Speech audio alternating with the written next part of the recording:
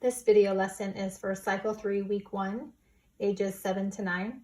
And we will be drawing an animal, one that Lewis and Clark came across in their travels, which is a squirrel. And I chose this because it's pretty complicated, but it also has a lot of pretty obvious circular shapes in it. So I'll talk about that in just a minute. But before we get to drawing something complicated, we're going to start with some stuff that's more simple, like the oils.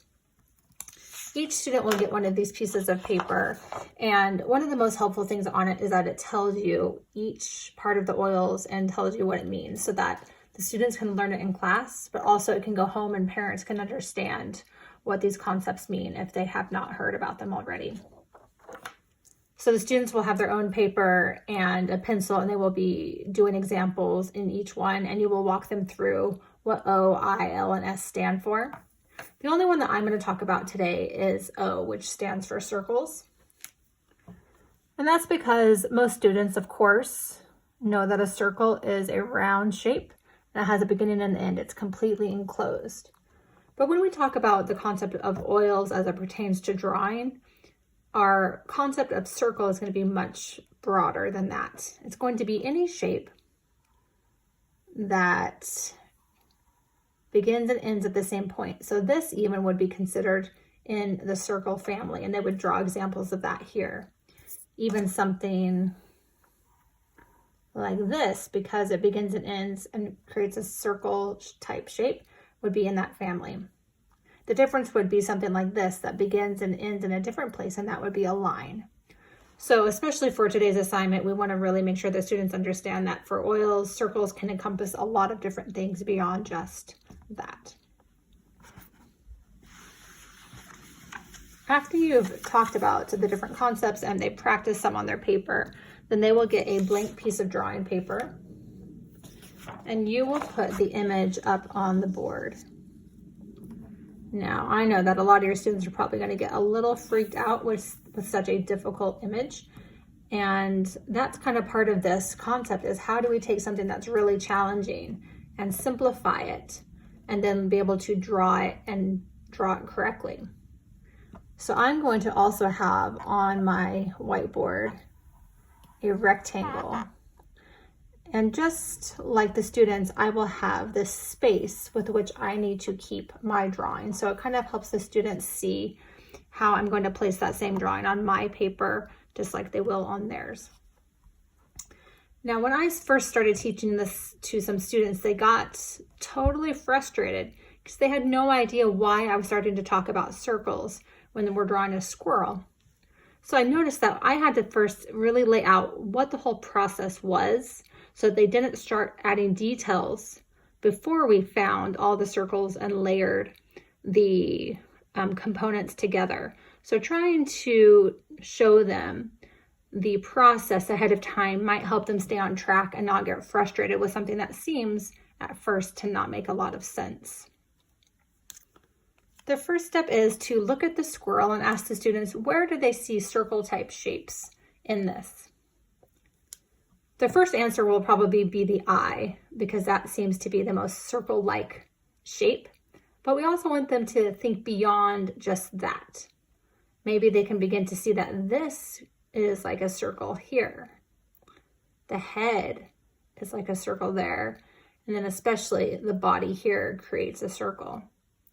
So after they've gone through and looked and tried to find all the circle shapes that they can find, we're going to begin with the body. So you will take your marker and you will show them how we can take this component of the squirrel and begin to define it by using a circle. So I went around and I began and ended in the same place for that. Now we have to be able to observe and describe the shape that we see and then draw it on our paper. So we can ask the students, is this a perfect circle? No, it's kind of more like an oval maybe. Is it taller than it is wide, or is it wider than it is tall? And it's a little bit taller than it is wide. So what I want to do is say, okay, I'm going to put the squirrel's body, the top of the squirrel's body is going to be here, and the body, or the bottom of the body, is going to be here. And how wide is it? It's not quite the same on both sides. So this is going to be a little bit skinnier. So I'm going to do marks here. And this might be a little bit much, but basically we're going to be doing kind of a fat oval. And if they were a little bit older and kind of understood the idea of comparing one size to another, they could even do this and kind of try and look with their fingers about how these relate to one another. We're going to use our light sketchy lines to connect these marks that we've made. We kind of know where we want our shape to go, how wide and tall we want it to be. Now we use loose sketchy lines to make it a nice curved shape. If I really push hard and go slow, it's going to be more of a choppy line and it's going to be harder to erase later. So really telling your students how to do light sketches and how they help us get nice curvy lines is going to help them remember to do those sketchy things like that. Now they can find the next circle, and I'm guessing they will either describe the tail or the head, but we're going to go to the head next, and we're going to say, yep, I can see a circle shape in there. I'm going to make my circle touch the body circle so we can really know how they relate to one another. And now I have the next shape. I want to figure out kind of the size and placement of this shape and how it is next to this one. They touch right here. Yep. And this one kind of goes up, over, and down, kind of like a tilted egg. And so the students can help you come up with ways to describe it, ways to talk about where it goes. But basically, for mine, I'm going to pretend that the student said it looks like an egg and it's kind of tilted off to the side. So I'm going to do my mark about where it starts. I'm going to do my sketchy lines and kind of do my egg shape here. Now we can look and say, is the size of this shape compared to the size of this shape the same here? And if not, we can just re-sketch it and be like, oh shoot, kind of too big, make it a little bit smaller. We can change those proportions to be really accurate. If we already started to add details into this, we would have to erase a lot. But since we're just doing some basic shapes first, we just have a little bit to fix as we move on. So we're still in the find and draw circles phase. We will get to completing it, but we're still stuck here. The next one I'm going to do is this circle shape here. And I'm just going to do the top edge here just to simplify it for students. I'm going to say I see kind of like a half circle there. I have to figure out where this line starts and where it ends. So again, ask the students what they see. And they can kind of talk about it starting over on the top of its body and a little bit to the side. So there. And it ends just a little bit lower, right about here. So now I can take my sketchy lines and kind of do my nice tall curve, just like that. And hopefully that's really similar to what they have. Let's finish that line here. Where does that line connect to the shape that we already have? Right down here at the bottom. So now I get to study that line. We can talk about what it looks like. It's kind of like this curvy S thing going on. So now I get to do my sketchy lines and connect that there.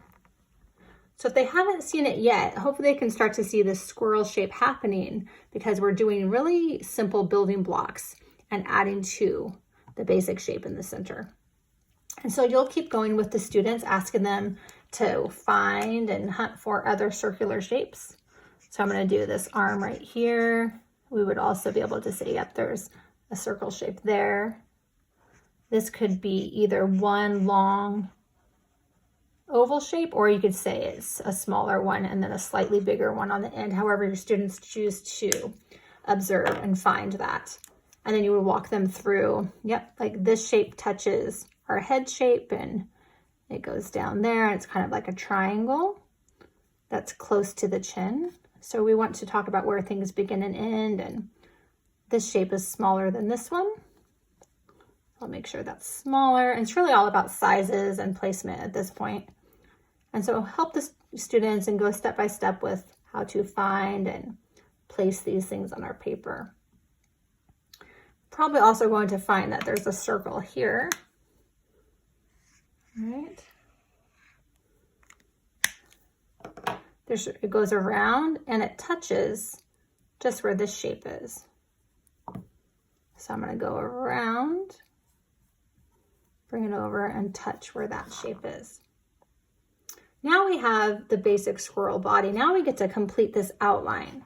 So I can go through and figure out there's some places that need to be smoothed out and connected. So this is where I can start to erase some things. Like in between here, we get to make the outline more like a neck, just like that. Between his arm and his hand, we get to erase that and connect those more like a more realistic outline. The same with this. So this is where the next phase comes in. After we have the structure, we begin to hone in on the more accurate shapes happening. So our squirrel is really coming together. We can see on our drawing, this line here is going to be erased. So now we just finished step 2, where we were able to take our basic shapes and outline them and take some of the extra sketchy lines away that we no longer need. Now we'll be adding details so you can have the students be able to observe and talk about the shape of the eye, the shape of the ear. The ears actually come down and overlap the head shape. So we want to make sure that we start and end, it's a little bit high, start and end in the right place, because we know that this line is below that line. This line is behind that line. So we're always relating one piece to another piece as we draw. Because your students might need to see the image closer or might need help with some of the parents in the classroom, I would print out a few extra of these images so that parents can sit down with the students. The students can look at things, even trace it out, like how does it feel? Oh, it feels like a tall oval. So the students can work with the image on the table as the parents help them. And you will be working up on the whiteboard, showing them step by step. So having a few extra is always going to be helpful to see up close and add some of those details. If your students finish a little bit quickly, or if you have a few fast finishers, they can, just add to the background, whether he's holding an acorn or he's on a tree branch or whatever he's doing. They can play around with a few realistic background details. They can add color with colored pencils, things like that.